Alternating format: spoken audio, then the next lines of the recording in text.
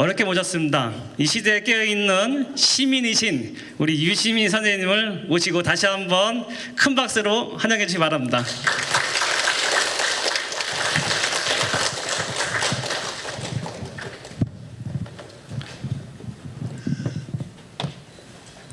스님들 안녕하세요. 반갑습니다. 예,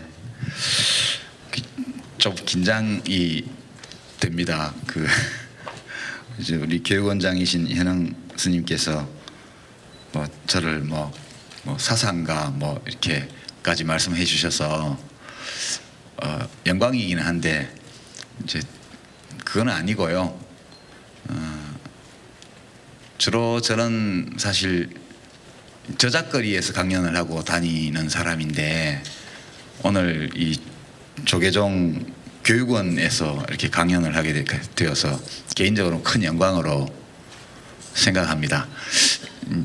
저는 스스로 종교가 없는 사람이다 이렇게 생각하는데 저희 어머니가 절에다가 등록을 해 놓으셔가지고 적이 있긴 합니다. 그래서 그 절에 주지스님께서 가끔 우편물도 보내주시고 그래서 그때마다 어머니가 절에 가서 또 등을 달아놓고 뭘 하셨구나 그런 걸 알곤 하지요. 하여튼 초대해 주신 조계종 교육원 모든 분들께 감사드리고요. 다른 때보다는 공부하시는 스님들 앞이라서 말도 좀 조심해야 될 것 같고 오마이뉴스에서 중계방송한다고 그래서 조금 더 조심해야 되겠다는 생각이 두 배로 듭니다. 오늘 제 강의 제목이 한국 사회의 현실과 국가의 역할 이렇게 돼 있는데요. 아마 제가 현흥 원장 스님 말씀을 들으니까 국가란 무엇인가를 미리 읽어보시도록 스님들께 권하셨다고 들었습니다. 이제 그 책은 국가에 대한 일반론을 이야기한 책이고요. 그래서 실제 우리 한국 사회를 깊이 있게 다룬 책은 아니었습니다. 그리고 이제 거기에서 다뤘던 국가에 대한 일반론을 우리 사회에 좀 적용해 본 책이 최근에 이제 발간한 나의 한국 현대사라는 책이죠. 그래서 오늘 강의 자료는 제가 텍스트로 이제 미리 드렸습니다만 여기 이 사진 자료는 이제 한국 현대사에서 썼던 통계 수치나 역사 사진 같은 걸 좀 가지고 나왔습니다. 주제가 한국 사회 현실과 국가의 역할이기 때문에 이제 국가에 관한 일반론도 조금 말씀을 드리고 또 우리나라가 그런 일반론에 비춰볼 때 어떤 경로를 통해서 오늘에 이르게 되었고 그래서 앞으로 어디로 가게 될 것인지 또는 어디로 가야 하는지에 대한 말씀도 함께 드리도록 하겠습니다. 사실 이제 국가라는 게 되게 거창해 보이고 뭔가 좀 다 알 수 없는 어떤 신기한 어떤 것을 갖고 있는 듯 보이기도 합니다. 근데 이제 제가 생각하기에는 이 사람이 왜 국가를 형성을 했을까? 그리고 이 국가가 뭘 해야 되고 어떤 방식으로 그 일을 해야 되고 누가 국가를 운영해야 될지에 대해서 이렇게 이견이 많고 다툼이 많은 것일까 이렇게 생각해 보면 저는 우리가 그냥 다 세상에 온 존재라고 생각합니다. 자신의 의지, 의사, 어떤 동기 이런 것이 없고 그냥 세상에 던져졌고 그리고 살아가면서 자기 자신과 타인 또 우주를 발견하게 되는 그런 존재라고 생각합니다. 잠깐 다녀가는 거죠. 예, 진짜 잠깐 다녀가는 거라고 생각합니다. 이 잠깐 지구 행성 위에 이렇게 머무르는 동안 이게 귀하게 난 생명이기 때문에 그 짧은 시간 동안 이제 잘 살고 싶은 거죠. 이때 잘이라는 것은 꼭 물질적인 면만을 의미하는 것이 아니고 의미 있게 기쁘게 이렇게 살고 싶은 마음이 모두에게 있다고 생각합니다. 그래서 국가라는 것은 이렇게 자기 의사와 무관하게 세상에 던져진 존재인 사람들이 그 짧게 머물러 갔다 가는 그 시간 동안 어떻게 내 삶을 또는 우리들의 삶을 잘 의미 있게 기쁘게 행복하게 살아나갈 수 있도록 할 것인가 라는 문제를 해결하기 위해서 만든 거라고 저는 생각합니다. 어떤 사람들은 국가가 영원하다 그렇게 이야기하기도 하지만 사실 국가는 영원하지 않습니다. 영원한 국가는 없죠. 우리 문명사에 국가가 출현한 것이 약 10,000년 정도 된다고 일반적으로 얘기를 하는데요. 10,000년 동안 지속된 국가라는 건 없습니다. 길어야 어떤 국가가 생겨나면 1000년, 보통은 200년, 300년 이렇게 생겼다 없어지고 생겼다 없어지고. 그래서 개별 국가는 계속해서 생겼다 없어졌지만 국가라는 어떤 제도의 총합, 인간 공동체 이거는 없어지지 않았죠. 이제 지난 10,000년 동안 형태를 바꾸고 내용을 바꾸고 하는 일이 달라졌지만 국가 그 자체는 어떤 추상적인 의미의 이 인간 공동체로서 지속되어 왔다고 할 수 있겠습니다. 그것은 이제 이거 없이는 제대로 된 국가 없이는 이 세상에 내던져진 존재인 우리들이 자기의 삶을 짧은 기간이지만 행복하게 기쁘게 의미 있게 살아가기 어렵기 때문에 우리가 국가를 유지하고 있는 것으로 생각합니다. 최근에 천체물리학의 연구 결과 이런 것들이 뭐 논문이 나오고 책이 나오고 신문에 보도가 되고 이런 걸 보면 사실 우리 몸을 구성하고 있는 물질 가운데 우주에 없는 물질은 하나도 없다고 그럽니다. 우리들의 몸을 구성하고 있는 물질 자체가 우주에서 왔고 우리들이 다 살고 생명이 다 하고 나면 우리들의 몸은 다시 우주 속으로 돌아가는 것이다. 그렇게 과학자들이 이야기하더군요. 그리고 인간이라는 것이 국가와 관련해서도 보면 이런 국가 조직을 만드는 종, 생물학적 종은 인간밖에 없는데 이런 것을 만들게 된 이유가 뭘까? 이렇게 본다면 인간이 이 지성을 가진 동물이기 때문이다. 그렇게 이야기를 합니다. 지성을 갖고 있는 거죠. 그러니까 이것은 특별한 능력이라고 말할 수 있고요. 그리고 국가를 만들고 운영하고 부시고 새로 만들고 이렇게 하는 과정에서 우리들이 알게 된 것, 느끼게 된 것 이런 것들이 사라지지 않고 계속 축적되면서 오늘의 국가가 만들어졌다고 생각합니다. 총체적으로 말씀드리면 국가는 우리 인간들이 가지고 있는 어떤 욕망을 실현하기 위해서 만든 인간 공동체라고 저는 생각합니다. 그래서 국가가 발생해서 지금까지 처음 생겨나서 지금까지 온 과정을 보면 되게 우리 마음속에 있는 욕망을 반영하고 있는 것이다. 저는 그렇게 판단합니다. 제일 중요한 것은 이제 기본적인 것은 안전에 대한 욕망이죠. 그러니까 누가 나를 해치지 못하게 하고 그럼 누가 나를 해칠지 모른다는 불안, 공포 이런 것으로부터 벗어나려고 하는 욕망. 이게 아마 모든 생명 종에게서 가장 강력한 욕망일 것으로 생각합니다. 처음에 국가는 이 욕망을 이제 해결해주기 위해서 등장한 국가였고요. 그다음에 이제 그것이 어느 정도 그것이 확보된 다음에는 그다음에는 좀 잘 살고 싶다. 물질적으로 풍요롭게 살고 싶다. 이 물질의 결핍이 주는 억압, 고통, 아픔, 슬픔으로부터 벗어나고 싶은 욕망. 이제 여기에 부응하는 국가가 그 다음 단계에 왔다고 생각합니다. 이것을 첫 번째 단계의 국가를 안보국가라는 이름으로 제가 설명을 했고요. 이 두 번째 단계를 발전국가. 이 발전국가는 자본주의 발전국가도 있고 사회주의 발전국가도 있고 여러 형태가 있습니다만 그 다음 단계는 발전국가입니다. 물질적 풍요를 북돋우는 그런 역할을 하는 국가였고요. 세 번째가 좀 안전해지고 좀 이제 먹고 살만 해진 다음에는 이제 자유롭게 자기가 원하는 대로 자기가 옳다고 믿는 방식으로 살고 싶은 욕망이 아주 강력하게 대두합니다. 이 국면에서 국가는 이제 소위 민주국가로 이행 또는 진화를 하게 됐고요.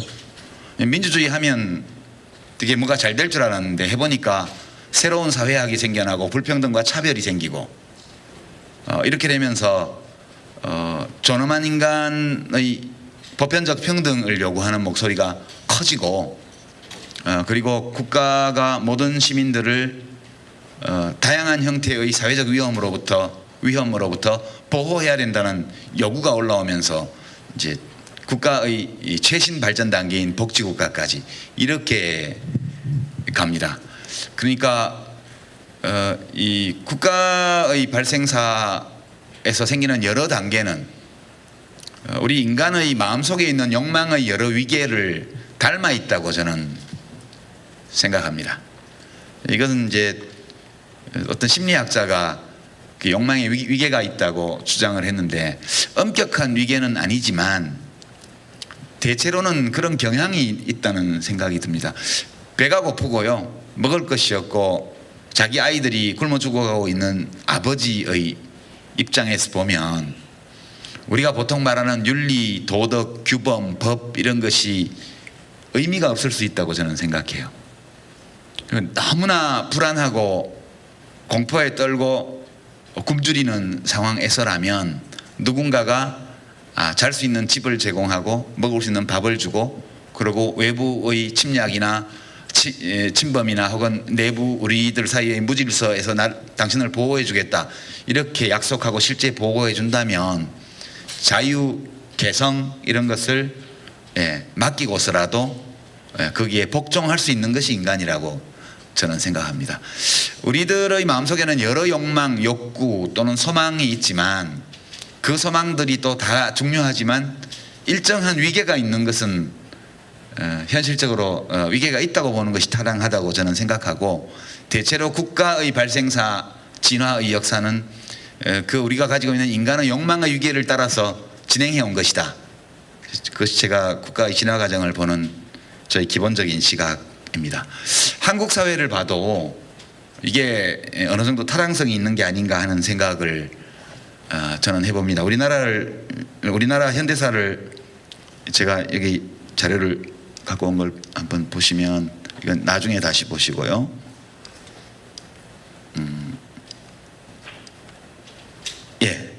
자료에는 2012년까지 있는데 여기는 지금 2013년까지 지금 통계가 나와 있습니다. 이것은 1인당 GDP 막대 그래프입니다. 좀 보기가 불편해서요.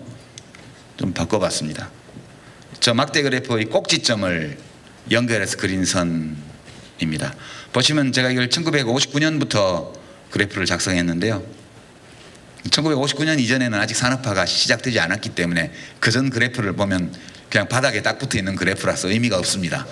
이렇게 보시면 5.16 쿠데타가 일어난 1960년도에는 이제 땅에 딱 붙어 있었고요. 그다음에 쭉 조금씩 땅에서 떨어지기 시작해서 유신 쿠데타가 일어난 1972년 이때쯤에 이제 비행기로 치면 활주로를 막 달려서 앞바퀴가 떨어지고 뒷바퀴가 떨어질락 말락하는 그런 정도의 상태가 됩니다. 11.6 사건이 나서 박정희 대통령이 서거한 1979년도에는 확실히 이륙을 했다는 것을 알 수 있습니다. 그리고 이제 전두환 정부가 들어섰고 쭉 상승 고도를 올려가다가 1987년 6월 항쟁 이후 이제 노태우 정부 들어서고 88 올림픽이 있었던 그때부터 IMF가 날 때까지가 꽤 가파르게 이제 올라갔다는 걸 알 수 있죠. 그리고 IMF 위기가 왔고 반토막이 나고 그다음에 김대중 정부, 노무현 정부 때 약간 불안정하긴 하지만 다시 이 고도를 높였습니다. 이때 그 올라가는 기울기를 보시면 노태우 정부, 김영삼 정부 때랑 거의 비슷한 기울기로 이렇게 올라갑니다. 그리고 이명박 정부 들어서서 2008년도에 리먼 브러더스 파산으로 인한 미국발 금융위기가 찾아오면서 다시 이 고도가 떨어졌다가 지금 약간 이제 그 이전을 회복한 단계 이 정도까지 지금 와 있습니다. 제가 이 그래프를 만든 거는 대개 약 55년 정도의 세월 동안 우리 1인당 GDP가 어떻게 변화해 갔느냐를 이제 보기 위해서 이 그림을 만든 건데요. 되게 이게 우리들의 욕망이 표출되는 그 위기에 따라서 표출되는 그 과정을 다 보여주고 있다고 생각해서 가지고 왔습니다.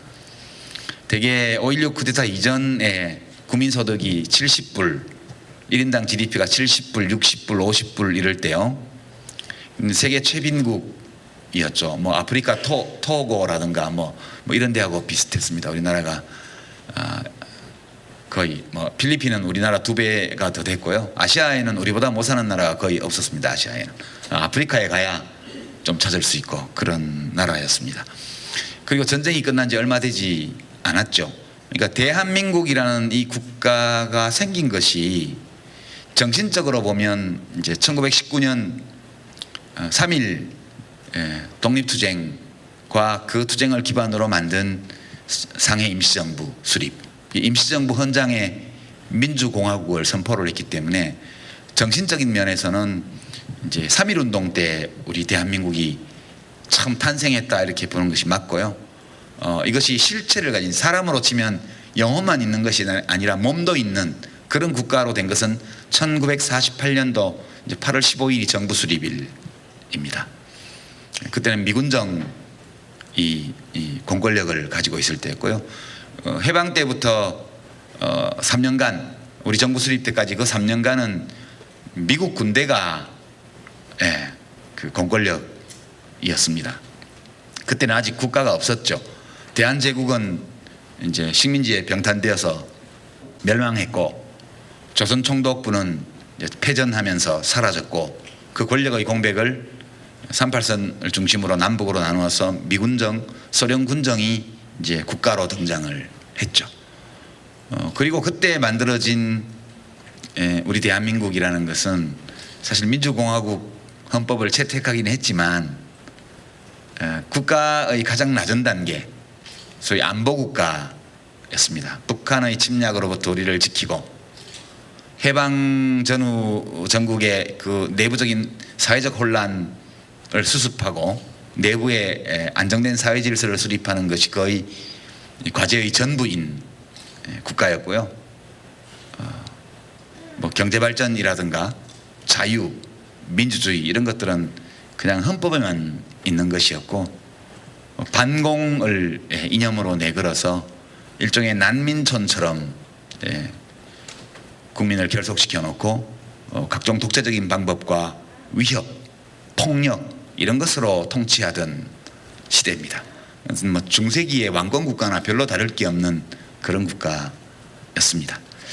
그리고 이제 이 정부가 12년을 지속되고 나서 이승만 정부가 이제 4.19 혁명이 일어났습니다. 4.19 혁명은 이 이승만 대통령 시대의 대한민국이라는 이 국가가 충족해 주지 않았거나 또는 충족해 주기를 거부했거나 또는 충족할 능력이 없어 보이는 여러 욕망을 대중이 가졌기 때문에 그걸 표출시킨 거죠. 현상적으로는 부정선거에 대한 규탄투쟁으로 시작했지만 이것은 그 당시 대한민국이라는 국가 기능, 국가가 하는 일, 국가가 그 일을 하는 방식, 이 모든 것에 대한 전면적인 반대 의사를 표명한 걸로 볼 수 있습니다. 그리고 나서 이제 민주당의 장면 정부가 섰고요. 1년이 채 안 되어서 5.16이 일어납니다. 이 5.16이 일어나면서 우리나라가 이제 발전국가 단계로 접어들게 되는데요. 박정희 소장이 쿠데타를 일으키면서 그걸 무슨 명분을 세웠냐 하면 민생고 해결, 이걸 명분으로 세웠습니다. 그리고 집권 기간 내내 오로지 이 1인당 GDP 성장, 수출 증대, 산업화 그걸 유일무이한 국가 목표로 삼았습니다. 박정희 대통령 개인적으로는 1인당 GDP 1,000달러, 대한민국 수출 100억 달러 이걸 거의 종교적인 신앙처럼 목표로 세워서 가지고 갔고요. 이 발전이라는 목표를 이루기 위해서 다른 모든 욕망을 다 억눌렀습니다. 그게 독재죠. 우리 인간들은 예나 지금이나 다양한 욕망을 가지고 있는데 이승만 정부 때부터 있던 반공, 국가안보라는 그 가치 위에다가 경제발전이라는 걸 하나 얹어서 거기서 일정한 성과를 거둠으로써 어느 정도 지지 기반을 확보하고 오로지 폭력으로만 통치한 것이 아니라 부분적으로는 폭력을 쓰고 부분적으로는 설득 또는 세뇌 이런 것들을 통해서 대중을 통솔하게 되는 그런 단계로 갔습니다. 우리나라가 박정희 대통령이 쿠데타를 일으켰던 5.16 때부터 시작해서 전두환이 정권이 끝나는 1987년까지 약 25년 동안 이 발전국가의 단계를 통과합니다. 그리고 유월항쟁이 일어날 때가 1인당 GDP가 여기 보시면 3,000불쯤 될 때입니다. 3,000달러요.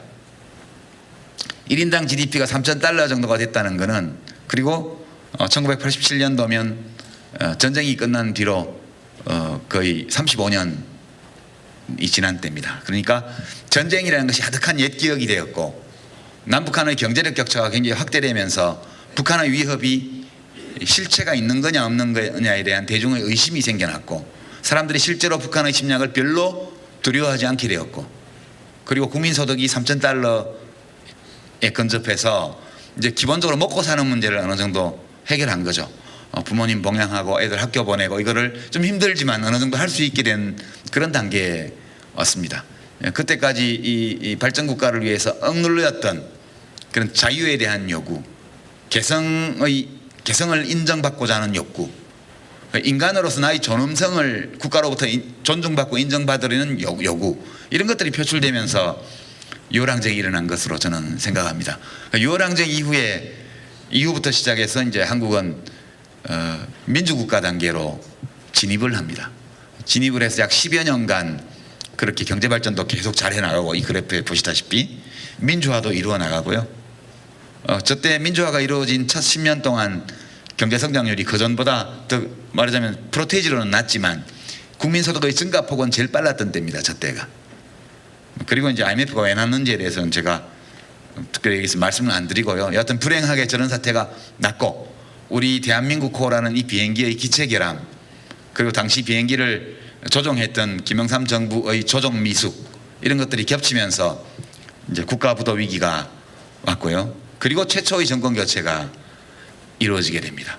근데 불행하게도 최초의 정권 교체가 이루어져서 드디어 대한민국이 민주국가로 본격적인 단계에 진입했을 때, 그때 사회적 양극화가 본격 시작이 됩니다. 다 기억하시겠지만 1987년 11월 달에 정부가 구제금융 신청을 하고, 그 당시 IMF 깡더시 총재가 한국에 와서 이회창 후보, 김대중 후보, 이인재 후보 등등 유력한 모든 대선 후보에게 사인을 받았죠. 대통령이 되면 이 합의사항을 잘 이행하겠다는. 그리고 나서 약 2년간 사실상의 IMF 경제 신탁 통치가 이루어졌고요. 김대중 대통령은 IMF하고 싸우고 대립하는 길을 택하기보다는 가능한 한 신속하게 빚을 갚아서 이 신탁 통치를 끝내는 쪽으로 노력을 했습니다. 국민들도 금반지도 가지고 나가고 이렇게 마음을 많이 모아서 약 2년 만에 이제 빚을 다 갚고 IMF로부터 이제 독립선언을 우리가 하게 됐습니다. 근데 이제 그때부터 본격적으로, 그러니까 정리해고제 도입이라든가 노동시장 유연화라는 이름으로 만들어진 시작된 이제 비정규직 제도, 임시직, 간접고용, 이런 것들이 본격화되면서 사회적 양극화가 굉장히 심각하게 진행이 됩니다. 이 기간 동안에 민주주의란 좋은 것이지만 이것만으로는 해결되지 않는 뭐가 있는 거죠. 그것이 저는 복지에 대한 요구라고 생각합니다. 복지국가라는 것은 사실은 가난한 사람들을 위해서 정부가 돈을 많이 쓰는 그런 국가를 말하는 것만이 아니고, 한 사회에서 함께 살아가는 모든 시민들을 모든 종류의 사회적 위험에서 적극적으로 보호하는 국가가 복지국가입니다. 그 질병, 가난, 가정의 해체, 실업, 그다음 환경 오염으로 인한 어떤 질병 등등 이런 것들이 다 우리의 삶을 위협하는 사회적 위험이죠. 과거에는 가난은 나라도 구제 못한다 이렇게 해서 유럽도 18세기까지는 구빈법, 가난한 사람을 돕는 법을 도입하는 자체가 굉장한 사회적 논쟁거리였습니다.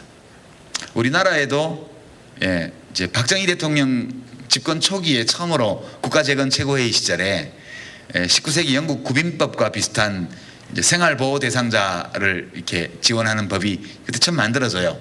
그걸로 한 일은 별로 없지만 일단 법은 그때 만들어집니다. 그러니까 우리나라가 이 법의 제정 과정을 보면 이 안보국가로 수립이 되어서 발전국가를 거쳐서 민주국가를 또 단계를 밟고, 그리고 복지국가에 대한 요구가 막 터져 나오기까지 이런 다양한 요구들이 단계적으로 생겨난 것은 아니고 다 처음부터 사람들 마음속에 있었다는 걸 알 수 있습니다. 다만 그 사람들의 절박함, 그 요구를 꼭 실현하고자 하는 의지의 강도 이런 데서 차이가 있기 때문에 가장 강한 것부터 순차적으로 나타나기 시작해서 지금은 이제 우리나라 국가 안보가 튼튼하죠.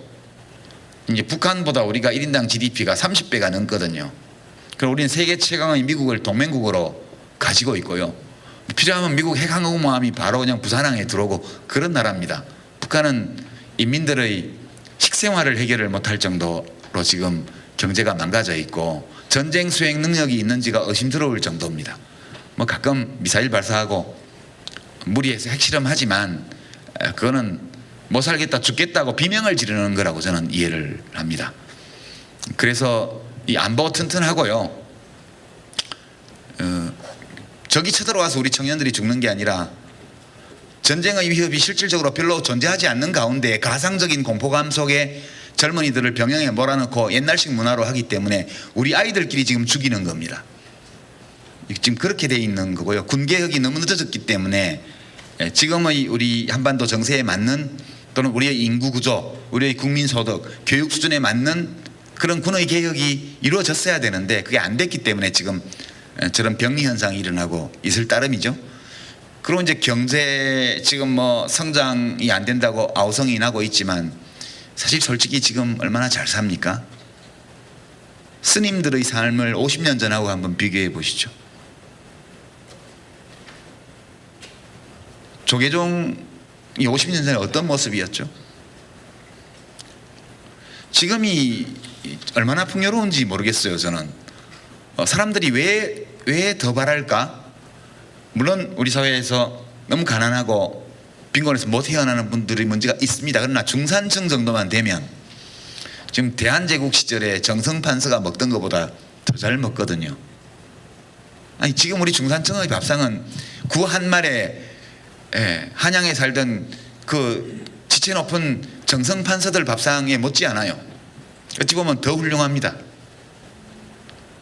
그리고 150년 전만 하더라도 가봤자 일본이나 중국밖에 못 가던 게 우리나라 우리 조상들인데 지금은 시골에 농사 짓는 할아버지들도 동남아 정도는 다 다녀오시잖아요.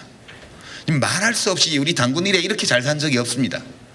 그런데도 사람들은 뭐가 부족한지 계속 더 잘 살아야 된다고 얘기를 해요.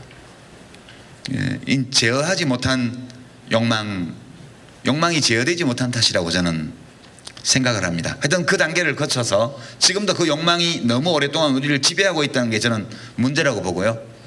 그럼 민주주의는 또 그 전에 돌아가신 두 대통령 시대에는 뭐 아무렇게나 해도 대통령 욕을 하건 뭐를 하건 뭐 상관없이 뭐 자유가 만개했던 시절처럼 지금 생각이 되지 않습니까? 그러니까 별로 걱정을 안 했죠.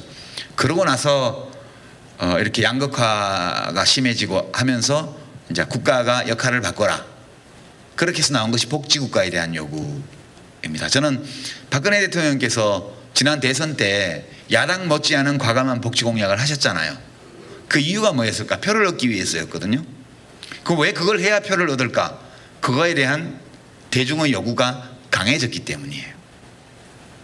이 추세는 앞으로도 계속될 거라고 봅니다. 지금 민주주의가 위기에 처했다, 민주주의가 작동 안 한다 이런 문제들이 있기 때문에 잠시 뒤로 돌아가는 것처럼 보일 따름이지 이 민주주의 문제가 해결이 되고 나면 곧바로 복지국가에 대한 요구, 국가가 나서서 시민들을 위험에서 더 확실하게 보호해라 라고 요구하는 이 욕구가 더 전면적으로 등장할 것으로 저는 예측을 합니다. 대한민국은 지난 한 60년 동안요 1만 년 동안의 그 문명사에서 나타난 국가의 진화 과정을 압축해서 거쳐온 나라입니다.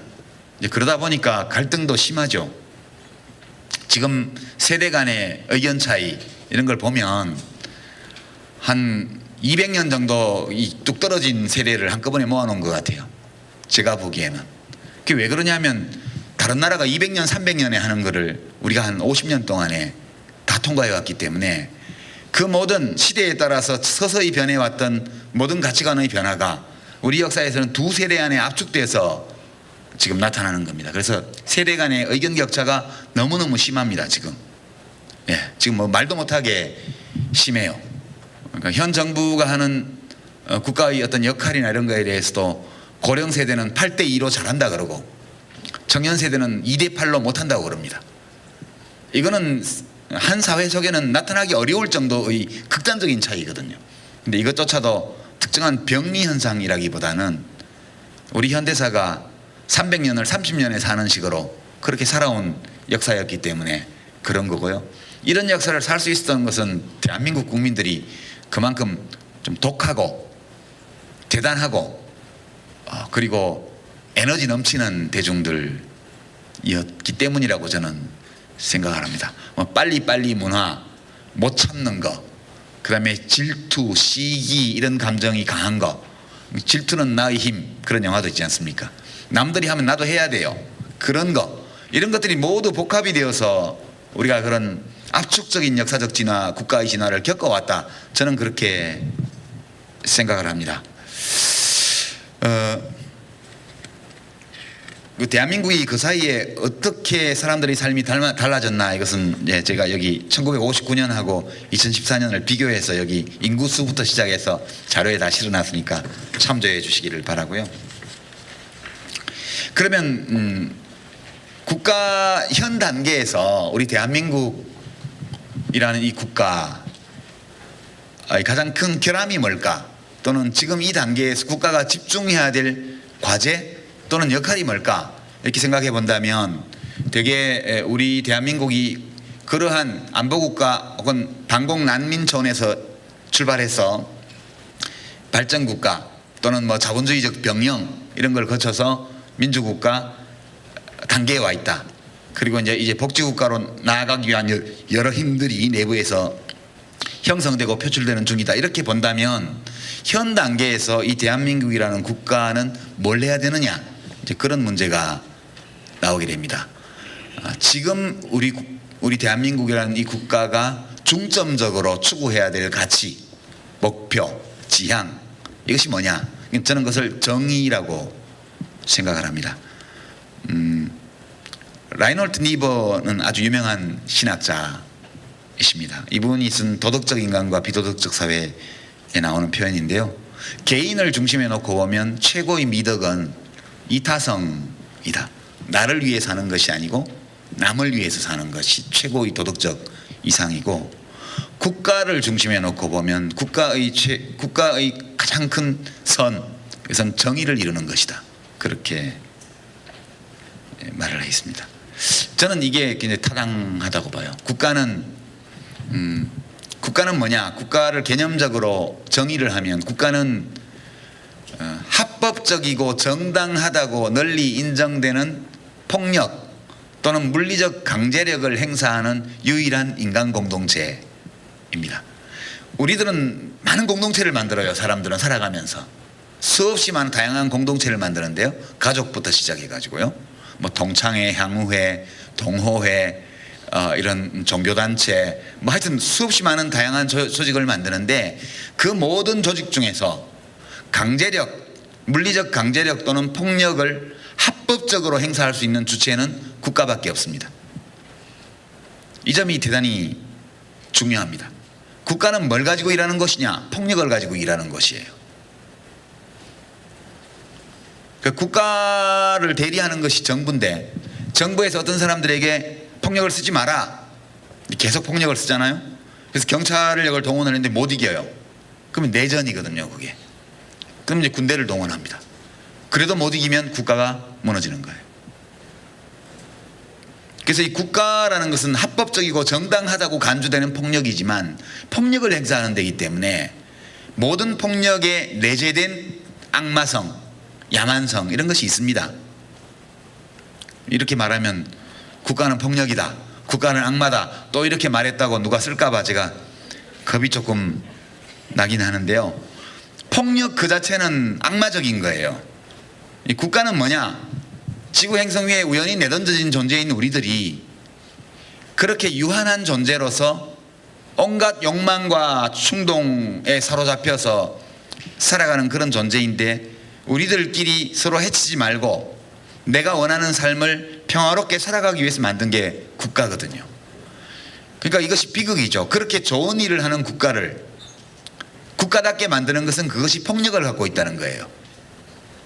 그래서 이 국가의 폭력은 왕왕 선용되기도 하고 악용, 오용, 남용되기도 합니다. 그래서 수많은 국가범죄가 저질러지죠.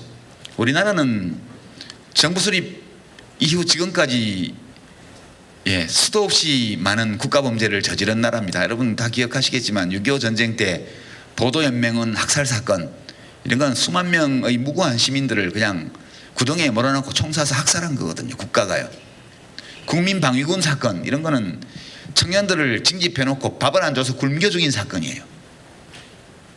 그리고 조봉암 선생 법살, 장준하 선생 암살, 법대 최종길 교수 그 고문치사 등등을 비롯해서 정부에 대해서 정부와 다른 얘기를 한다는 이유로 사람들을 잡아다가 고문하고 거꾸로 매달고 두들겨 패고 죽이고 갖다 버리고 이런 일들이 무수히 많았습니다. 진짜 죄 없는 사람들을 간첩으로 조작해서 그게 수백 건이 되고요. 그리고 5.18 광주에서의 학살도 국가범죄였죠. 이게 수많은 국가범죄로 점철되어 있어요. 우리 현대사는. 국가가 오로지 악만 저지른 것도 아니요 선만 행한 것도 아닙니다. 모든 국가들이 다 이래요. 문명의 발전이라는 것은, 국가의 발전이라는 것은 국가로 하여금 되도록 적게 악을 저지르고 되도록 많이 선을 행하도록 변화시켜온 과정으로 볼 수도 있습니다. 그래서 제가 이제 현 단계에서 정의라고 말씀을 드렸는데, 그러니까 정의를 실현하기 위해서 국가의 물리적 강제력을 행사하는 것, 이게 제일 중요해요. 조세 정의를 수립하기 위해서는 징세권이라는 국가의 물리적 강제력을 써야 되고요. 그 예외 없는 공평한 병역 복무를 하기 위해서는 국가의 징집권이라는 이 물리적 강제력을 제대로 써야 됩니다. 이런 것처럼 국가가 자기가 가지고 있는 정당하고 합법적인 물리적 강제력 또는 폭력을 제대로 써서 우리가 정의라고 생각하고 있는 것들을 실현할 때 그 국가는 좋은 국가, 훌륭한 국가라고 말할 수 있습니다. 근데 그럼 뭐가 정의냐? 어떤 것이 정의로운 국가냐? 이렇게 묻는다면, 이거 아주 오래된 철학자죠. 아리스토텔레스가 한 말인데요. 정의는 각자 마땅히 받아야 될 것을 받는 것이다. 그렇게 규정을 했는데, 저는 이 정의가 굉장히 타당하다 그렇게 생각합니다. 사람들은 자기가 마땅히 받을 수 있는 걸 받아야 만족해요. 어떤 자리에 마땅히 가야 할 만한 사람이 가면 사람들이 불만이 없고요. 저 사람은 저기 갈 수 없는 사람이야, 이런 사람이 가면 막 시끄러워집니다. 어떤 부자가 마땅히 돈을 크게 벌 만한 사람이 벌었으면 존경하지만, 저 사람은 저렇게 많은 돈을 벌 자격이 없는 사람이야, 이렇게 생각하는 사람이 돈을 많이 벌면 욕하죠. 정의롭지 않기 때문이에요. 그럼 도대체 우리는 우리가 사람들이 다 가지려고 하는 그런 귀한 것을, 그것을 가질 자격이 마땅한 사람에게 가질 수 있도록 해주는 것이 정의라면, 그러면 사람들이 가지고자 하는 그런 좋은 것은 뭐가 있냐, 이렇게 이제 물어볼 수 있겠죠. 그게 첫 번째는 기본권이고요. 이게 우리가 누리고자 하는 많은 것들 중에 어떤 것은 만인에게 똑같이 인정해야 나눠줘야 되는 게 있고요. 어떤 것은 경쟁을 통해서 분배할 수밖에 없는 그런 게 있습니다. 국가가 정의롭다면 만인이 받아 마땅한 어떤 것은 만인이 받고, 어떤 특별한 자격을 가진 사람, 이 받아야 마땅한 것은 그런 사람들이 받는 국가가 정의로운 국가이고 훌륭한 국가다, 이렇게 본다면 우리 국민들은 우선 헌법이 규정하고 있는 자유권적 기본권과 사유권적 기본권을 다 받아야 돼요. 이거는 아무 자격 조건 없이 우리 헌법에 모든 국민은 이렇게 돼 있거든요. 대한민국 국민이라는 이유만으로 다른 어떤 자격 기준 없이 모두가 누려야 되는 것, 이것을 사람들이 누리고 있을 때 그 국가는 정의로울 수 있습니다. 대개 이렇게 된 나라들은 사회적 갈등이나 또는 불안, 폭동 이런 것이 안 일어납니다. 사회 내부가 평화로워요. 얼마 전에 프란치스코 교황이 오셔가지고 평화는 전쟁이 없는 상태가 아니라 정의의 결과이다. 이렇게 얘기했을 때 그 이야기입니다. 사람들이 무엇인가가 다 정의롭게 이루어지고 있다고 생각하면 사회가 평화로워요. 그래서 우리 헌법 제10조에서 37조까지 열거되어 있는 모든 자유권적 사회권적 기본권을 국민들이 누릴 수 있어야 합니다. 다른 한편에는 공직, 소득, 부 이런 것들은 불가피하게 공급이 제한되어 있기 때문에 경쟁의 원리로 나눌 수밖에 없어요. 그래서 공직은 선거를 통해서 나누고요. 선거에서 표 많이 받은 사람이 그걸 가질 자격이 있는 사람으로 우리가 인정을 하는 겁니다. 그 선거가 자유롭고 공정한 선거였다면, 그리고 투개표 과정에서 반칙과 불법이 없었다면, 그렇다면 그 사람이 어떤 사람이든 상관없이 표를 많이 받았다는 이유만으로 선출 공직을 갖도록 하는 것이 우리 헌법의 원리고요. 그리고 소득과 부의 분배는 시장에서의 경쟁을 통해서 이루어지도록 우리 헌법이 규정하고 있습니다. 근데 이 경우도 이 경쟁을 통해서 나타나는 소득과 부의 분배가 정당하려면 몇 가지의 전제 조건이 있어야 돼요. 첫째는 만인에게 동등한 기회가 주어져야 된다. 누구는 아예 기회가 없다. 그러면 이거는 이 결과를 못 받아들여요. 두 번째, 경쟁의 규칙이 합리적이고 공정해야 돼요. 불합리한 규칙에 의해서 승패가 나면 못 받아들입니다. 세 번째는 반칙이 배제되어야 돼요. 뭔가 반칙을 쓰지 않아야 하고, 반칙을 쓴 사람은 배제되어야 합니다. 그런 믿음이 있어야 돼요. 근데 마지막으로는 승패가 나기 마련인데 경쟁을 하면 승자와 패자 사이의 차이가, 보상의 차이가 우리들의 이 직관적 도덕심을 침해할 정도로 커서는 안 된다는 거예요. 얼마 전에 스위스에서 50배 법인가요? 그 주민투표를 했는데 부결은됐습니다. 기업 CEO가 받는 연봉이 그 기업에서 가장 적게 연봉을 받는 사람의 50배가 넘으면 안 된다, 이런 법을 발의를 해서 투표를 했는데 부결은 됐습니다만, 되게 이런 것들이 우리가 가지고 있는 도덕적 직관을 반영하는 주장이에요. 차이가 너무 크면 안 되죠. 지금 우리나라에 연봉 50억이 넘는 임원들이 꽤 많은데요. 회사에 삼성 계열사가 제일 많다고 그러죠. 사람이 50억을 벌면 하루에 얼마입니까? 매주 1억이에요. 매주 1억. 약 1년이 53주 정도 되니까요. 휴가 빼고 나면 일주일에 1억씩 버는 겁니다. 도대체 무슨 일을 어떻게 하기에 일주일에 1억을 벌지? 그러면 우리가 그 내용을 다 알아보고 그만큼 받을 만해 이러면 모르겠는데, 그렇지 않다면 이건 너무한 거 아니야, 이런 느낌이 들게 됩니다. 그래서 우리나라는 어떤 상태인가 이렇게 본다면, 자유권적 기본권은 전체적으로 보면 대체로 주어져 있지만, 최근에 와서 이 국가 권력이 물리적 강제력을 동원해서 이 표현의 자유를 비롯한 이런 것들을 제약하려는 움직임을 일부 보이고 있죠. 그래서 완벽하게 지금 만인에게 배분되어 있지 못해요. 언론과 표현의 자유 이런 것도 뭐 신문사 사주나 뭐 경영진이나 이런 사람은 마음껏 누리지만, 그렇지 못한 사람은 사실상 못 누리고 있는 경우도 많고요. 특히 지난 정부 때 뭐 미네르바 사건, 그거 정부의 경제 정책을 비판했다고 해서 감옥에 넣은 거 아니에요. 그 법원이 결국 무죄 석방을 하긴 했지만, 어쨌든 이렇게 국가는 자꾸만 만인이 누려야 마땅한 자유권적 기본권을 제약하려고 호시탐탐 노립니다. 사회권적 기본권은 아직 완전히 보장되어 있지 못해요. 사회권적 기본권은 우리 헌법에 모든 인간은 존엄한 인간으로서, 그러니까 국가는 모든 국민들에게 존엄한 인간으로서 살 수 있는 권리를 보장해 주도록 우리 헌법에 되어 있습니다. 그러면 이제 이게 최저생계비라든가 이런 것들을 어떻게 정하냐 이런 건데, 아시다시피 지금 최저생계비가 굉장히 낮게 책정이 되어 있고요. 이제 국가가 실제로 모든 국민에게 인간으로서의 존엄성을 유지하고 있는 최소 생활을 보장하고 있느냐, 아직은 갈 길이 많이 남아 있다, 저는 그렇게 생각합니다. 우리는 그러니까 보편적으로 모든 사람이 가져야 될 것, 마땅한 것을 가지게 하고 있지 못하다, 현재 좀 부족한 상태라고 말할 수 있습니다.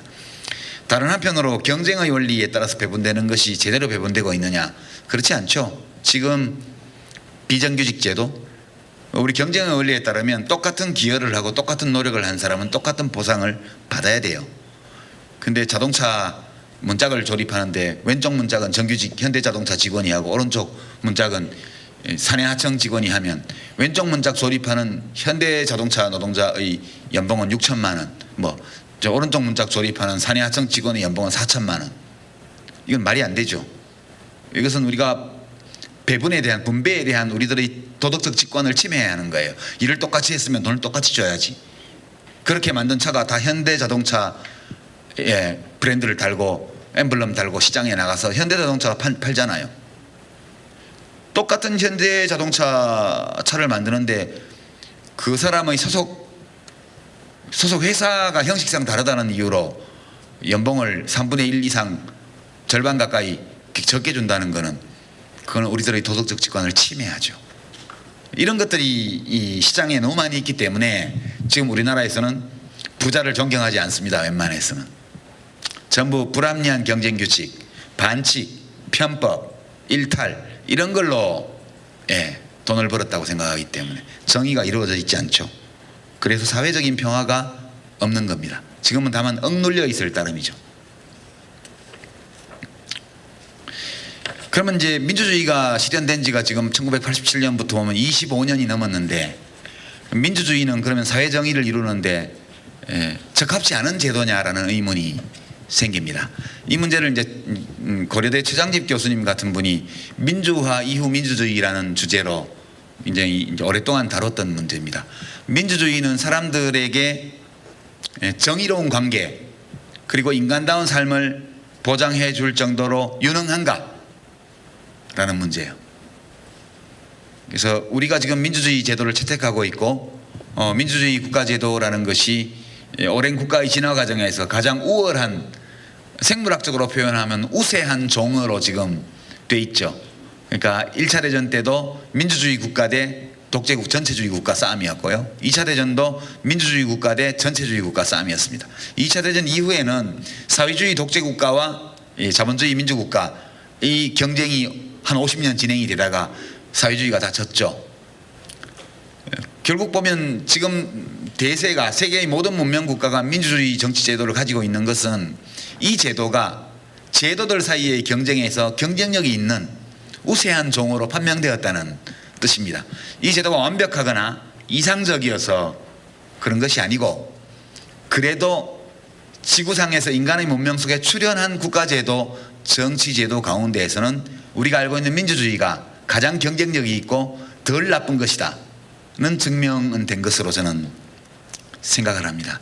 근데 이제 아쉽게도 민주주의라는 것은 국가의 도덕적 이상이라고 말할 수 있는 정의, 이 정의를 실현하는데 꼭 적합한 제도는 아닙니다. 적합할 수도 있고 아닐 수도 있죠. 왜 그러냐 하면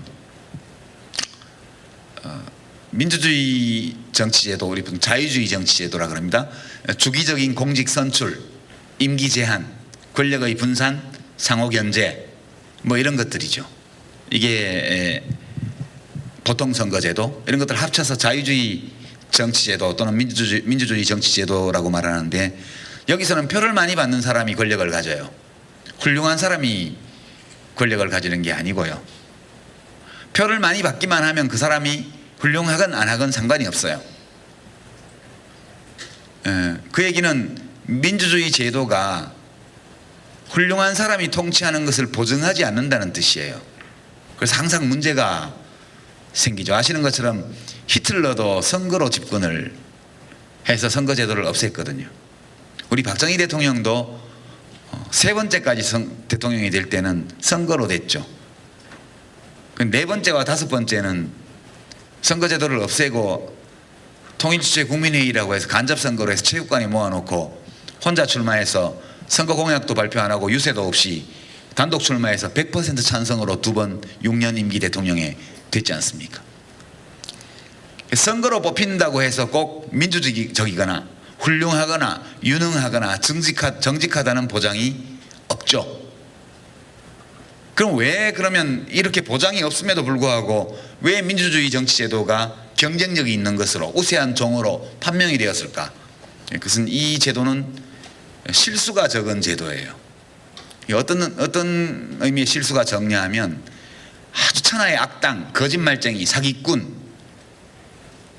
욕심쟁이 이런 사람을 대통령으로 뽑아도 그 사람이 나쁜 짓을 아주 많이 할 수는 없어요. 왜냐하면 임기가 제한되어 있고 주기적으로 선거를 새로 치르고 그리고 입법부, 사법부, 행정부를 분리해 놓고 거기다 언론 등등의 제4부 또 시민사회까지 있고 이렇게 권력을 분산하고 제한해뒀기 때문에 아무리 나쁜 사람이 정권을 잡아도 나쁜 짓을 마음껏 하지는 못해요. 그래서 이제 이명박 대통령이 대운하를 하려다가 이렇게 권력이 분산되어 있으니까 국회에서 입법도 잘 안 되고 그러니까 할 수 없이 4대강으로 갔잖아요. 운하는 안 한다고 그러고 4대강은 국회에서 다 예산안도 통과시키고 해서 지금 정부 여당 지금 여당이 다 같이 한 일이에요. 그거는 그 4대강 때문에 생긴 약 10조 원 가까운 부채는 지금 수자원공사의 무형자산으로 기록되어 있거든요. 이른바 이게 분식회계입니다. 뭔 자산이에요? 그게 아무 자산도 없어요. 근데 공사비에 들어간 거를 수공이 이 돈을 꿔서 빌려가지고 공사를 했고 정부에서 그 당시에 그 이자는 정부에서 내준다 이렇게 했기 때문에 지금 그 빚이 수공장부의 빚으로 기록된 게 아니라 한쪽에는 빚이 기록되어 있고 다른 쪽에는 자산으로 돼 있어요. 뭐 있는데 그러면 무형자산이래요. 지금 그렇게 해놓은 거거든요. 그러니까 그 정도밖에 못한 거죠. 만약 왕이었으면 그러면 대운하를 했죠. 한반도 한가운데로 운하를 뚫었죠. 그러니까 그렇게밖에 못했죠. 그렇게밖에 못했고요. 이게 그런 장점이 있는 거죠. 하여튼 나쁜 짓을 많이 못하게. 이명박 대통령의 가장 큰 문제는 거짓말을 너무 잘한다는 거였어요. 제 생각에는 다른 뭐 많은 평가를 할 수 있지만 정직한 사람은 아니었어요. 거짓말을 잘하는 분이었어요. 그렇지만 거짓말을 하는데 한계가 있었어요. 국회가 견제를 하고 야당이 견제를 하고 언론이 비판을 하고 사법부가 제동을 걸고 이렇게 했기 때문에 겨우 그 정도밖에 나라를 망치지 못한 거거든요. 지금 수십억 톤의 물을 가다 놓고 올 여름 장마 때 한 방울도 못 썼잖아요. 저 하루에 가다 놓으니까 쓸 수가 없어요. 기본적으로 물은 가두어 놓으면 더 맑아진다는 이런 물리법칙에도 어긋나고 화학의 기본 상식에 어긋나는 이런 주장을 했잖아요. 그리고 그런 거짓말에 동조했던 사람들이 지금 권력기관 곳곳에 아직도 포진하고 있습니다. 그럼에도 불구하고 이 민주주의 정치제도 덕분에 더 큰 나쁜 짓은 못했죠. 지금 정부 들어와서는 하는 일이 별로 없어서 뭘 못하게 하는지 전 잘 모르겠는데요. 별로 하는 일이 없기 때문에 여하튼 박근혜 대통령이 속으로 무슨 생각을 하든 자기 아버지처럼은 못해요. 사람 잡아다가 거꾸로 매달고 물고문하고 고춧가루 물 먹이고 이거는 할 수 없다고요. 우리 민주주의가 그만큼 진전되었기 때문에. 결국 민주주의의 장점은 최대한의 선, 국가의 정의라는 관점에서 정의를 수립하는 것이 국가의 최고선이다 이렇게 본다면 이 정의 실현이라는 이 선을 최대한 할 수 있게 해주는 제도가 아니고 정의를 해치는 악을 최소화하는 데 굉장히 효율적인 제도입니다. 이제 이렇게 본다면 정치인 욕을 좀 덜 해도 될 거예요. 요즘 뭐 보면 막 아주 정치인을 저주하고 이렇게 하는 게 유행이에요. 근데 원래부터 정치인이 우리 제도가 최대한의 선을 행하라고 만드는 제도가 아니거든요. 악을 최소화하기 위해서 만들어 놓은 제도거든요. 그러니까 정치를 멀리하고 정치를 혐오하고 정치인을 뭐 이유화를 막론하고 욕하면 욕하고 투표를 안 하면 안 할수록 점점 더 깊게 선을 행하는 것이 아니라 악을 방지하는 것조차 하기 어려운 단계로 우리 정치는 가게 될 겁니다. 그럼 결국 민주주의가 악을 최소화하는 데 끝나지 않고 선을 최대화하는 데 기여하는 제도가 되려면 어떻게 돼야 되냐? 이것도 아리스토텔레스의 대답인데요. 우선 시민들이 훌륭해져야 돼요. 제 말이 아니고 아리스토텔레스. 시민들이 훌륭해져야 되고 그 훌륭한 시민들이 정치에 많이 참여해야 된다. 그게 답이랍니다. 이제 고대 그리스 민주주의도 마찬가지였던가 봐요. 예. 그렇게 이렇게 말씀드리면 예, 지금 우리의 우리 정치, 우리의 민주주의 이런 것은 그런 대로 작동하는 민주주의라는 걸 여러분 아실 수 있을 거예요. 뭐 지금 세월호 특별법 때문에 뭐 그렇지만 어쨌든 여야가 만나서 대표들끼리 합의도 하고 유가족들이 거부해서 지금 입법을 하기는 어렵게 되어 있습니다만 여하튼 때가 되면 예산안도 통과시키고 다 하잖아요. 좀 삐그덕거리고 가끔 뭐 전기톱이 등장하고 오한마가 등장하고 최루탄이 날고 이런 거는 있지만 그래도 한국 국회가 정부를 마비시킨 적은 없어요. 군인들이 와서 마비시킨 건 몇 번 있는데 그렇게 보면 될 것 같고요. 정의와 관련해서 한 말씀만 더 첨언을 드리면 이게 진짜 어려운 문제인데 근데 저는 이걸 우리가 알 수 있다고 생각해요. 그러니까 우리는 옳고 그른 것을 어떻게 알 수 있을까요? 정의로운 것과 그렇지 않은 것을 어떻게 알까요? 그것을 구분할 수 있는 능력이 어디에서 온 것일까요? 스님들께서는 어떻게 생각하실지 모르겠는데 최근에 생물학자들의 주장으로는 원래 있는 거라네요. 배워서 생기는 게 아니고요. 원래 있는 거라고 그래요. 이제 근데 에마누엘 칸트 같은 아주 대단한 철학자가 이 도덕법과 관련해서 정언명령 두 가지를 얘기를 했는데 첫 번째가 이제 다 아시겠지만 첫 번째가 너 자신이 세운 준칙에 따라 행동하되 그 준칙이 보편적 법칙이 될 수 있다고 주장할 수 있는 거가 되도록 해라. 이게 첫 번째였고요. 그러니까 다 나처럼 하면 세상이 좋아져. 이렇게 말할 수 있는 최소한 다 나처럼 해도 세상이 괜찮아. 이렇게 말할 수 있는 행동 준칙을 세우고 그거에 따라 행동하라는 거고요. 두 번째는 자기 자신이든 타인이든 사람을 언제나 목적으로 대하고 수단으로 대하지 말라고 그랬습니다. 그게 정언명령 두 번째인데요. 타인을 나 자신과 타인 모든 사람을 언제나 목적으로 대하라. 수단으로 대하지 마라. 이게 칸트의 정언명령 두 번째입니다. 근데 이제 이것 때문에 심리학자들이 실험을 많이 했더라고요. 이른바 도덕적 딜레마 실험이라고요. 한쪽에는 뉴욕 시민들을 상대로 실험을 했고요. 다른 한쪽으로는 폴리네시아 원주민들을 상대로 실험을 했습니다. 물론 그 도덕적 딜레마 문제 자체는 생활이 다르기 때문에 다르긴 했지만 본질은 똑같은 거예요. 예컨대 이런 겁니다. 기차가 가는데 선로를 기차가 잘못 들어가지고 저 앞에 노동자들이 10명 정도가 선로 작업을 하고 있는데 다 죽게 생겼어요. 지금 빨리 바꾸지 않으면 선로를. 근데 노동자들은 모르고 있고 열차도 모르고 하고 있습니다. 그럼 나는 육교 위에서 그걸 보고 있어요. 근데 옆에 뚱뚱한 남자가 있습니다. 그래서 이 뚱뚱한 남자를 밀어서 선로 위에 떨어뜨리면 열차가 멈출 거기 때문에 한 사람이 죽고 10명이 살 수 있어요. 그래서 이 남자를 밀어뜨리는 거에서 yes or no 물어봤습니다.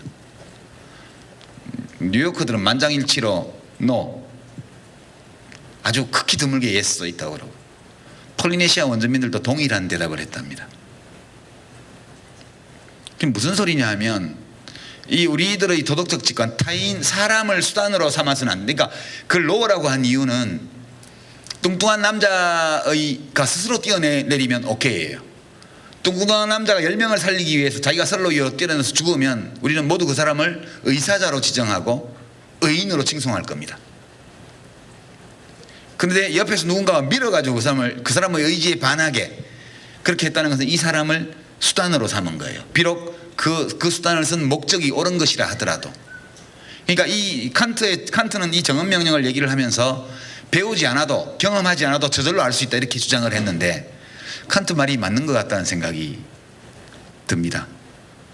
그러니까 폴리네시아 원주민과 뉴요커가 동일한 도덕법을 가지고 있다는 거예요. 그러니까 이성의 사용에 관한 규칙 또는 옳고 그름을 판단하는 도덕적 직관 면에서는 차이가 없다는 거예요. 만약 그렇다면 우리들이 갖고 있는 도덕법 또는 정의와 불의를 가리는 도덕적 직관 이것은 원래 우리에게 있는 것이다. 그렇게 우리가 생각할 수 있죠. 뇌과학자들의 연구에 따르면 원래 있는 거라고 그러더라고요. 원래 있는 것이고 이것이 이 성장하면서 자기 자신을 발견하고 타인과 관계를 가정에서부터 맺어나가는 이 모든 과정을 통해서 저절로 자라나서 누구나 그걸 가지게 된대요. 아주 예외적인 경우를 제외하고는.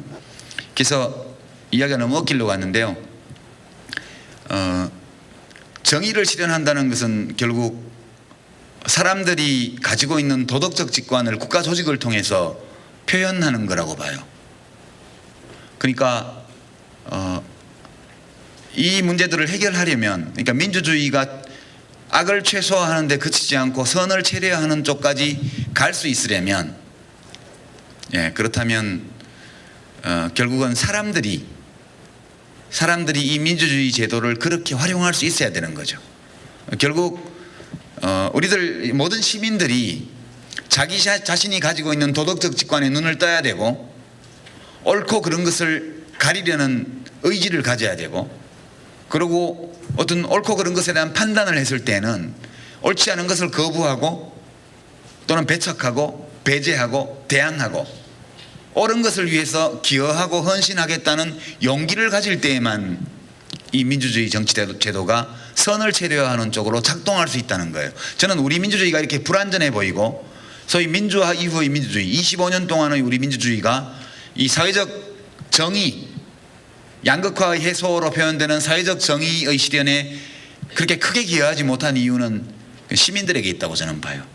여전히 많은 시민들이 물질에 대한 욕망에 너무 강하게 사로잡혀 있고요.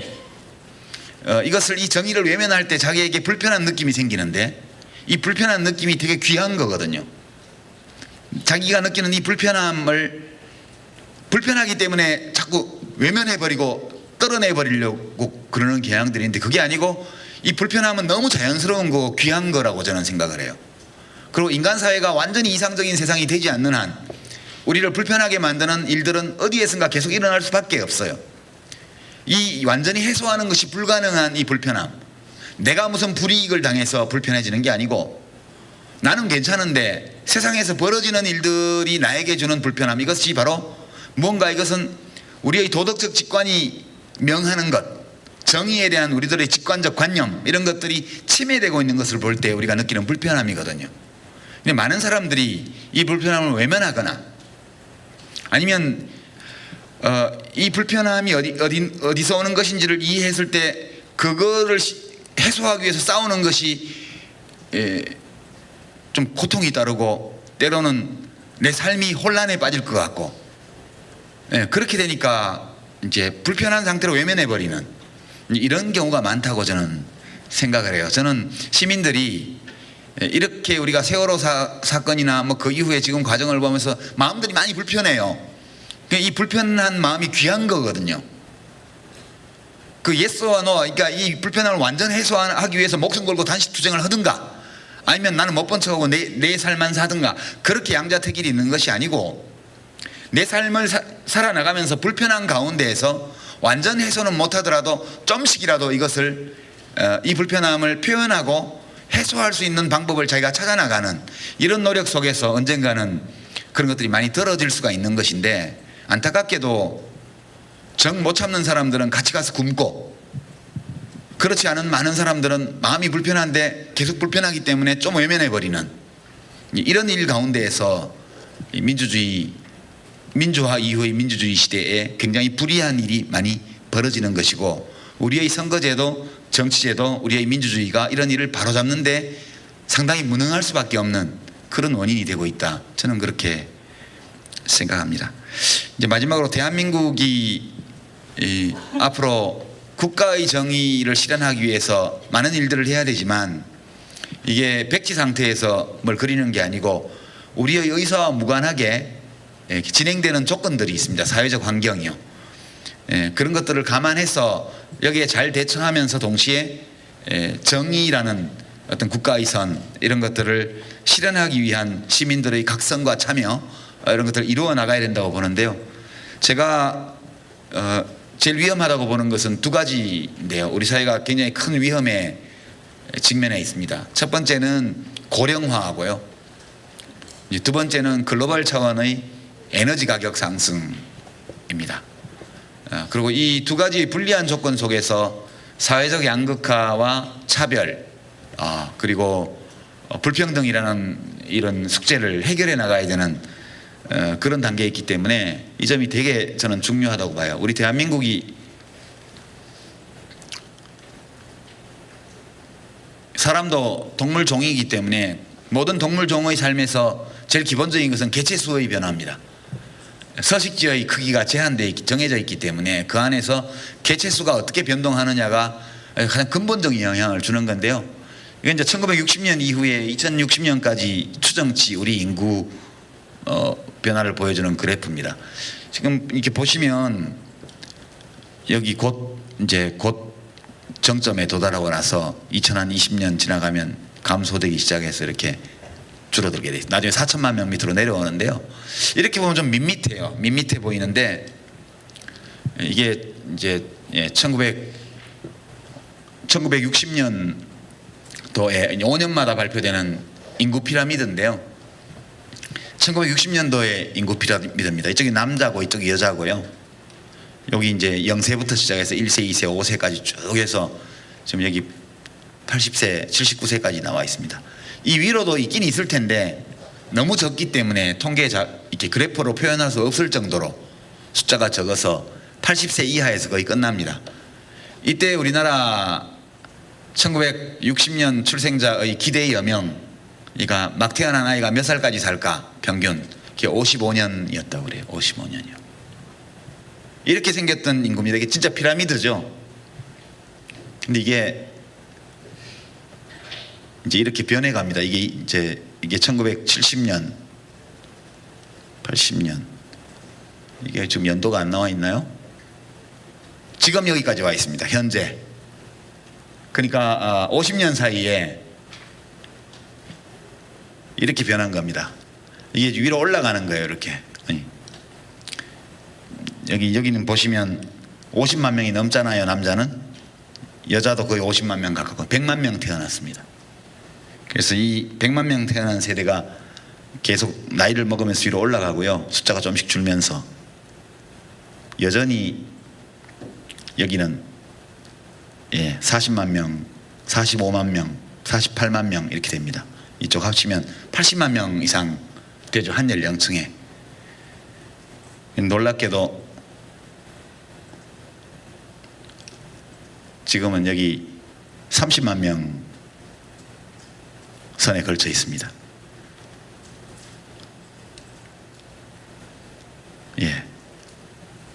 이게 이제 최근 거네요. 뒤에 보시면 이게 이제 2060년도 가면 이렇게 될 거예요. 이게 핵폭탄 터질 때 나오는 버섯구름 그만큼 이게 위험한 거죠.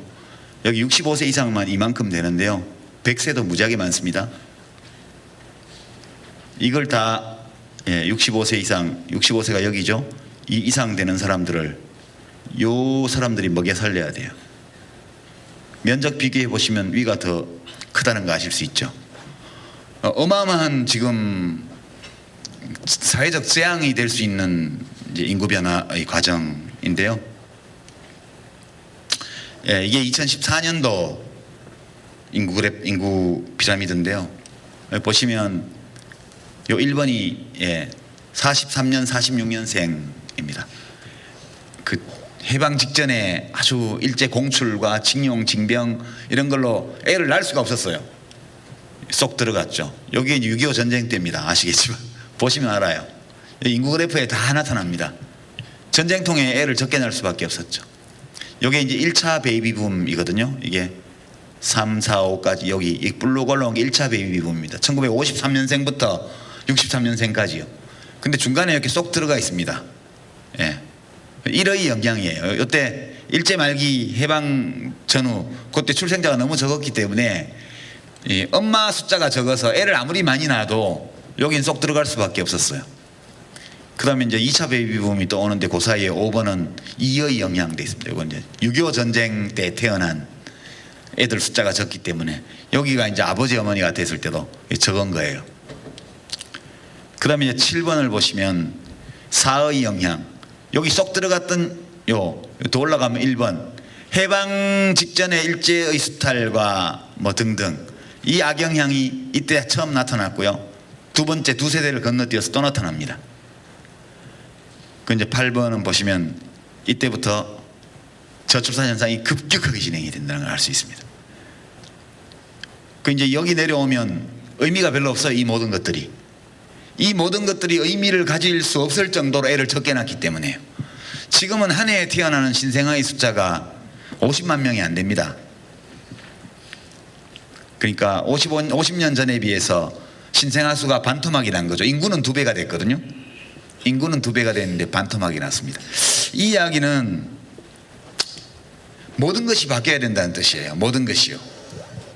산업, 교육, 주거, 도로교통, 이 연금제도, 복지제도 모든 게 다 바뀌어야 돼요. 65세 이상 인구의 비중이 엄청나게 더 높아질 거기 때문에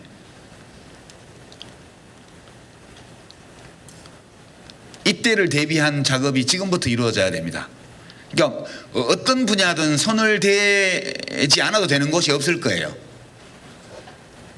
그러니까 이제 이 인구 변화가 우리들의 삶에 어떤 필연적인 변화를 요구하고 있는지를 전에 저출산 고령화 위원회에서 많이 이제 연구를 해가지고 그때 쭉 해놨었는데요. 그 뒤로 지금 한 이명박 대통령 이후에는 7년째 지금 그 논의가 사실상 실종된 상황입니다. 이대로 시간이 계속 가면 나중에 급격하게 바꿔야 되기 때문에 굉장히 큰 부작용이 초래될 겁니다. 그럼 국민연금 개혁을 그때 좀 덜 받으시도록 그렇게 할 수밖에 없었던 게 이게 국민연금을 만들 때 예측했던 것보다 훨씬 드라마틱한 인구 변화가 예정되어 있기 때문에 그래서 이제 그럴 수밖에 없었다는 말씀을 드리고요. 이제 두 번째는 에너지 가격 상승인데요. 우리나라는 무지하게 에너지를 많이 쓰는 나라입니다.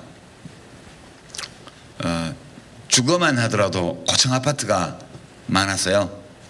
이 엘리베이터 없이는 못 다니고 난방도 거의 다 이제 원자력 발전이나 지역 난방이나 또는 화력 발전에서 온 전기 이런 걸로 쓰고 있죠. 도시의 대부분이. 2003년도 초에 1배럴당 원유 가격이 30달러가 안 됐거든요. 근데 그때 어떤 미국의 투자 전문가가 와서 청와대에서 저녁을 먹는데 대통령 보고 그러더라고요. 당신 임기 끝나기 전에 이게 100달러가 될 거다. 그때는 저희 반신반의했어요. 근데 임기 끝은 고사하고 2007년도 또 들어가 2006년도에 이미 100불 가버렸죠. 그래서 그 사람이 그렇게 급격한 유류 가격 인상을 예측한 이유가 여러 가지 있더라고 얘기하는데 보니까 지금 원유 매장량 통계도 믿을 수 없고 이 국제 이 투기꾼들이 이 현물 투자, 선물 투자 하면서 정보를 다 조작하고 그렇게 해서 사람들이 지금 헷갈리고 있는데 필연적이다. 유류 가격 상승은 단기적으로 좀 내려올 수는 있을지 모르지만 길게 보면 무조건 올라갈 수밖에 없다. 그래서 이제 신재생 에너지 또는 재생 가능한 에너지 이런 쪽으로 이제 정책을 바꾸라고 굉장히 강력하게 권고하는 걸 제가 옆에서 본 적이 있는데요. 이것도 지금 상상이 다 잘 안 돼요. 만약에 원유가 1배럴당 200불, 300불이 되면 어떻게 되지? 이제 그전에는 원자력이 있잖아. 그렇게 얘기를 했는데 원자력은 값싸고 깨끗하고 안전한 에너지라고 계속 홍보를 하고 있는데 값이 엄청 비싸고 엄청나게 위험하고 오염 가능성이 많은 에너지라는 게 이제 판명이 된 거라고 저는 봐요. 지금 원자력의 핵발전을 한 전기가 화력 발전에 비해서 뭐 한 4분의 1, 5분의 1 가격이다. 생산비가 그렇게 얘기를 하는데 그거는 나중에 해체 비용, 원자로 해체 비용하고 뭐 그 사용 후 해결료 보관 폐기 비용 등등 금전적 비금전적 비용을 하나도 넣지 않았을 때 나오는 계산이고 그걸 다 포함시키면 화력 발전보다 더 비싸다는 주장도 있습니다. 제일 큰 문제는 핵발전은 일단 원자로라는 것은 한번 불을 붙이면 끄지를 못하는 불이에요. 그게 후쿠시마 원전 사고에서 보셨겠지만 불을 붙여놓고 불을 못 끄기 때문에 냉각수로 계속 시켜야 되는데 쓰나미 와서 이제 정전되고 뭐 이렇게 금가고 이렇게 해서 냉각수가 기능을 못하니까 노심 그 연료봉 거기가 이제 녹아내리지 않습니까? 열이 너무 많이 나기 때문에 지금 지하에 어디까지 내려가는지 모른다고 그래요. 녹아서 계속 내려가는 거기 때문에 일단 불 붙였다 하면 끌 수 없는 게 핵발전이어서 이것이 이 화석연료에 대한 대안은 아니다. 지금 그렇게 전문가들은 다 그렇게 얘기를 합니다. 제일 앞서가는 나라가 독일인데요. 독일은 이미 탈원전, 그래서 원전은 새로 짓지 않는 것은 물론이고 사용 연령이 끝나는 대로 차근차근 다 없애가지고 2030년이 되기 전까지 모든 핵발전소를 다 폐기하는 걸로 지금 하고 있고요. 그리고 독일이 이 분야에서 신재생에너지 또는 재생 가능한 에너지 분야에서 엄청난 고용 창출을 지금 하고 있는 상황입니다. 제로하우스 이런 프로젝트들도 굉장히 일찍부터 발전을 시켰고요. 그래서 우리나라 경우에도 지금 연구자들에 따라서는 훨씬 생산비를 낮출 수 있다. 이 재생 가능 에너지, 태양열이라든가 지열 뭐 그런 얘기도 하고 있어서 그걸 국가적으로 어떻게 해결하느냐 그게 지금 제일 중요한 과제라고 봐요. 지금 조건이 그냥 석유 가격이 70불, 80불 배럴당 그냥 유지되고 뭐 핵발전소 사고도 안 나고 그렇다 하더라도 양극화를 해소하는 것이 대단히 어려워요. 근데 한쪽에서 저렇게 드라마틱한 인구 변화, 고령화가 진행되는 중이고 글로벌 차원의 에너지 부족 사태가 예견되고 있다면 그런 악조건, 더 심해지는 악조건 속에서 지금 해소 못하고 있는 사회적 양극화를 해소하고 국가의 정의를 실현하는 것이 가능할까? 그런 점에 대해서 많은 의문이 제기되고 있는 것이 지금의 현실이라고 저는 생각합니다. 이제 문제는 현실과 우리들의 인식 사이의 격차인데요. 이제 이게 제일 근본적인 문제라고 저는 생각을 합니다. 이걸 어떻게든 해야 되는데 이 문제를 해결을 해내야 되는데 해내려면 진짜 사람들이 지혜를 모아야겠죠. 지혜를 모아서 해야 되는데 되게 우리나라는 좀 해결사를 바라는 그런 마음들이 많은 것 같아요. 누가 나와서 해결해 주기를. 근데 누가 나와서 해결해 줄 사람이 없거든요. 이게. 그러니까 우리가 이제 현실과 인식 사이에 우리들의 능력과 우리들의 생각 사이에 격차가 많은데요. 되게 우리 인간은 지금 21세기의 스마트폰 시대를 살고 있지만 근원으로 돌아가 보면 부족 인간이거든요. 부족 인간. 그러니까 문명 발생 이전에 수십만 년 동안의 그걸 보통 생물학자들은 사바나 시대라고 얘기를 하는데 중앙아프리카 사바나 기후 지역에서 최초의 인류가 생겨나서 수십만 년 동안 150명을 넘지 않는 작은 공동체를 이루고 살았대요.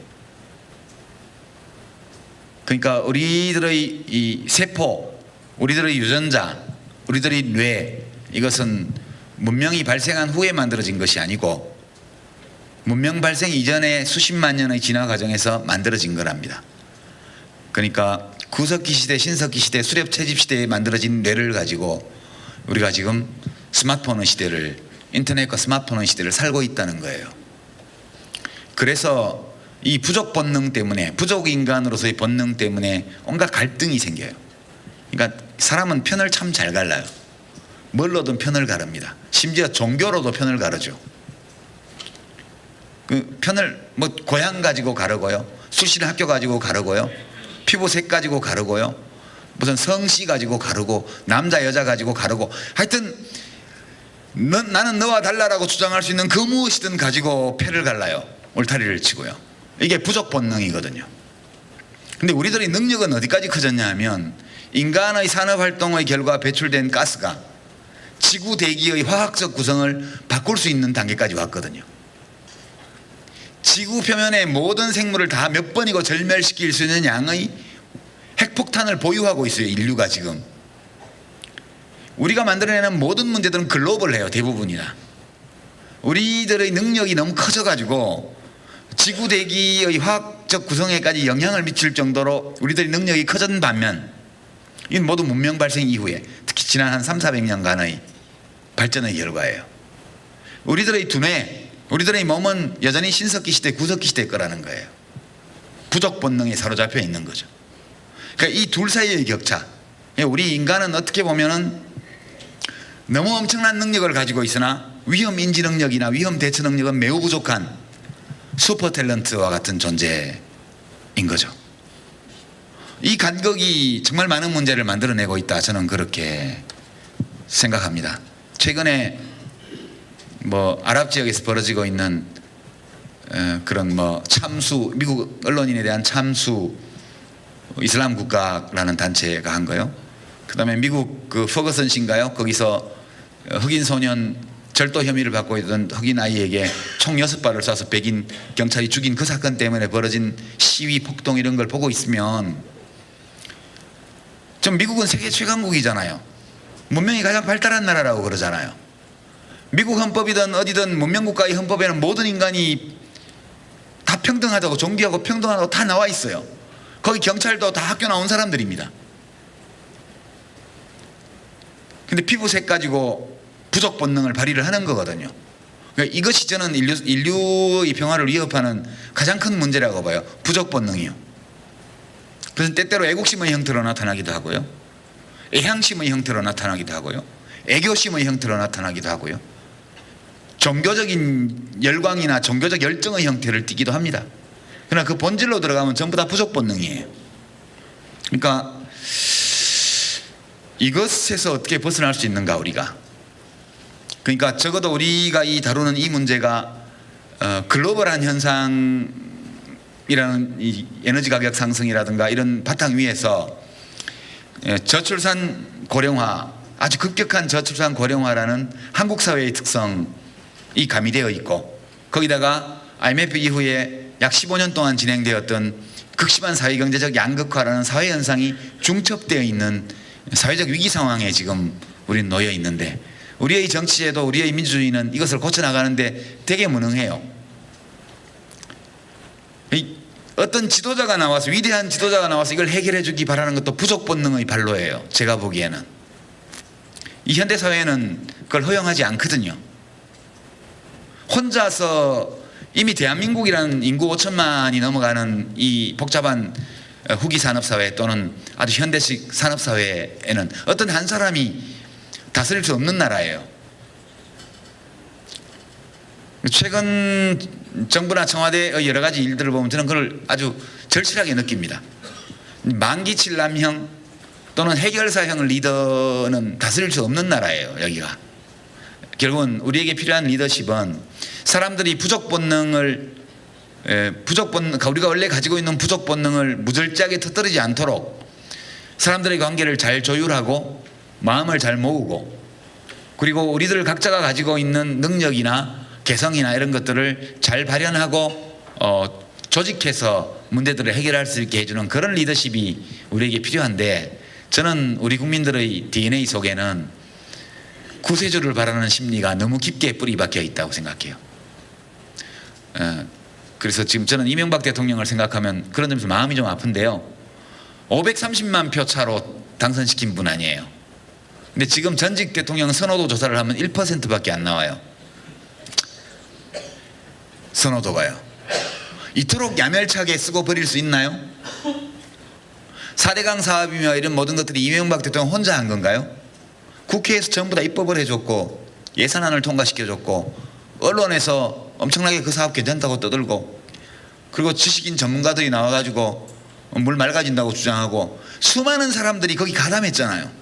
그러니까 그 모든 책임을 전부 이명박 대통령 한 사람한테 탁 덮어씌우고 나머지 다 빠져나가 버리고, 마치 바둑 다 두고 나서 소중하게 놓았던 바둑돌을 아무데나 집어던지는 것처럼, 그건 동전의 양면이라고 봐요.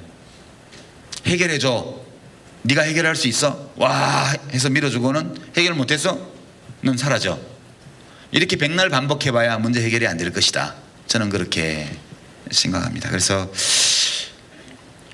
우리에게 우리 사회에 어떤 희망이 있다면 그것은 저는 공감의 능력이라는 생각을 합니다. 그러니까 사실 뭐 세월호에서 죽은 아이들이 중에 제가 개인적으로 아는 사람이 아무도 없습니다. 우리 스님들도 개인적으로 아는 아이들 별로 없으실 거예요. 근데 되게 마음이 아프잖아요. 이게 이 감정이 어디서 오는 거지? 이것 때문에 제가 20살 무렵부터 그게 참 궁금했었어요. 내 일도 아닌데 내가 저 사람한테 뭘 뺏은 것도 아니고 내가 저 사람을 해코지한 것도 아닌데 저 사람이 힘들어. 그래서 이제 그거를 보는데 되게 마음이 불편하잖아요. 그러니까 이런 불편함, 마음의 불편함이 도대체 왜 생기는 거지? 그러니까 궁금했는데 이제 누가 아무도 안 가르쳐 주니까, 근데 책에 보니까 이제 그런 걸 알면서도 그냥 눈 감고 지나가면 되게 나쁜 거라고 그렇게 돼 있더라고요. 그래서 이제 그러면 안 되지. 그래서 이제 대학 다닐 때 뭐 돌도 던지러 다니고 그런다고 해서 뭐 정부가 물러나겠습니까? 어림없죠. 무슨 유인물 뿌리고 돌 던진다고 정부가 무너지나요? 안 무너지죠. 그렇지만 그걸 하지 않으면 되게 마음이 불편해서 그걸 했었던 것 같아요. 근데 이제 최근에 와서 이게 불편한 게 아까도 제가 말씀을 드렸지만 이게 능력이래요. 이렇게 할 수 있는 게요. 이것 때문에 살인을 안 한대잖아요. 누구를 칼로 찔러 죽이려 그러면 그 사람이 아프니까 얼굴을 찡그릴 거 아니에요. 그럼 그 사람이 얼굴을 찡그리면 그 고통이 나한테도 투사돼서 감흥을 일으키기 때문에 나도 괴로워져서 사람을 못 죽이는 거래요. 그래서 사람을 못 때리는 거래요. 남을 막 괴롭히고 때리고 요즘 군에서 막 가혹행위를 하고 이런 사람은 거기에 뭐 고장이 난 거예요. 지금 원래는 그러면 안 되는 거예요. 뭔가 무슨 어떤 이유 때문에 고장이 난 거예요. 그게 그런 가해자들한테는 그 능력을 살려주는 게 적절한 처방이라고 보고요. 그리고 그것을 대항하지 못하고 그렇게 억울하게 맞아서 죽을 때까지 맞았던 그 청년 윤일병, 그 청년에게 너무너무 안타까운 거예요. 분한 거예요. 제가 그냥 탁 털고 일어나가지고 야 이 새끼야 내가 군대에 맞으러 왔냐 나라 지키러 왔지 이러고 이단 협착이 들어오면 자기도 이단 협착이 차고 같이 영창 가자 이렇게 싸울 수 있는 용기가 있었거나 아니면 옆에서 그걸 누가 보던 사람이 이건 아니다 그래서 그거 하지 말라고 말리든가 그런 것들을 안 했기 때문에 이런 상황이 벌어지는 거거든요. 그러니까 결국은 저는 우리 사회가 이렇게 안팎의 여러 위험 요인을 안고 우리 내부의 불화, 갈등, 대립, 차별, 격차 이런 것들을 해소해 나가려면 솔직히 부처님한테 기도한다고 될 문제는 아닌 것 같고요. 무슨 예수님 하느님한테 기도한다고 될 문제도 아닌 것 같아요. 물론 그렇게 해가지고 그런 마음들이 더 길러진다면 좋은 일이겠지만요.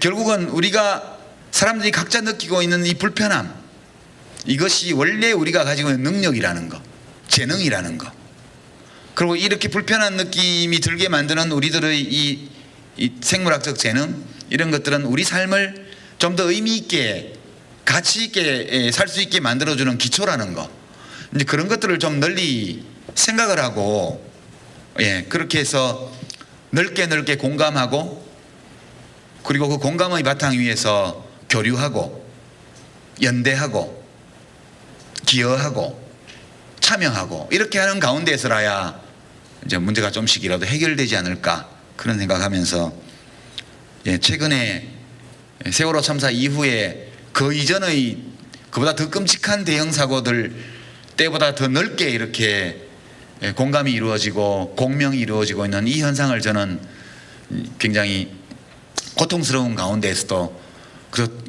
그래도 다행이야 라는 마음으로 좀 지켜보고 있습니다. 이 마음들이 단순히 추모하고 아파하는 데서 그치는 것이 아니라 잠깐 살다가는 우리들이 그 잠깐 동안에 서로 좀 사이좋게 평화롭게 의미 있게 그렇게 각자의 삶을 꾸려나갈 수 있는 환경을 만드는 그런 길이라는 것을 생각하면서 좀 해나갔으면 그래서 우리 국민들이 좀 더 똑똑해졌으면 좋겠어요. 공부도 더 많이 하고요.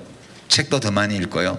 내가 누구이고 무엇이고 어디서 왔고 내가 느끼는 이 감정과 충동은 어디서 비롯된 것이며 내가 이런 것들에 대해서 어떻게 대처해야 된다, 이런 것들을 좀 더 알고, 그래서 각자가 더 훌륭한 삶을 살아가는 시민들이 많아질 때 비로소 우리 사회도 지금보다 더 훌륭해질 수 있지 않나, 그런 생각하면서 강의는 여기서 마치겠습니다.